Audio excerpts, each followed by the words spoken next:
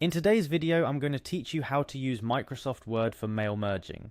Mail merge is an incredibly useful feature that allows you to send personalized emails, letters, labels, and more to multiple recipients easily. It may sound complex, but I promise by the end of this tutorial, you'll see just how straightforward the process can be. So let's dive right in. First things first, we need to open Microsoft Word. You can do this by clicking on the Windows Start menu.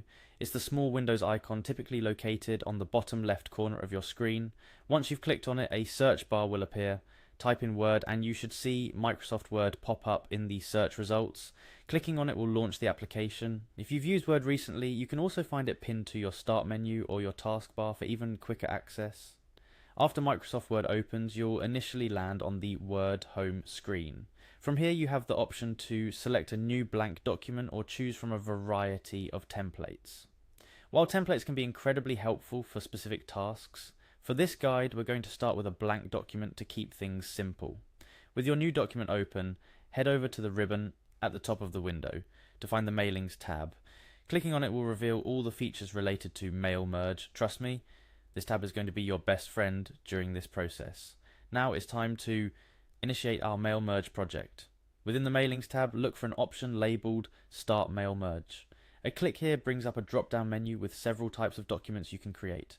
For this tutorial, let's select email messages. However, if you're feeling a bit unsure, Word offers a step-by-step mail merge wizard, which literally holds your hand through the entire process. It's an excellent resource for beginners or for those who want a bit more guidance. Choosing email messages converts your current document into the main document for the mail merge. This is the template that will be used for each individual email sent out during the merge process.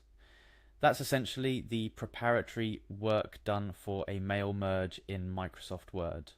While we haven't gone into the nitty-gritty of selecting recipients, personalizing the document, and finalizing the mail merge, these initial steps are crucial.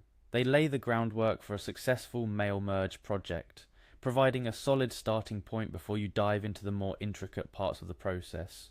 Remember, the real power of mail merge comes from its ability to personalize each document it sends out. This means you can include specific details relevant to each recipient, like their name, without having to manually create each document.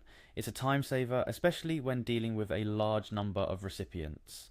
And there you have it, the basic steps to get started with mail merging in Microsoft Word. I encourage you to play around with the settings and features within the Mailings tab. Experimenting is a fantastic way to learn and understand the full extent of what you can achieve with mail merge. Don't be afraid to make mistakes, it's all part of the learning process.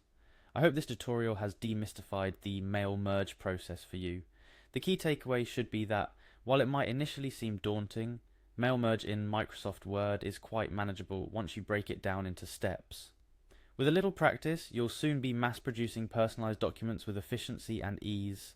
Thank you for joining me today. I hope you found this guide helpful. Remember, the only way to get comfortable with using mail merge is to actually use it.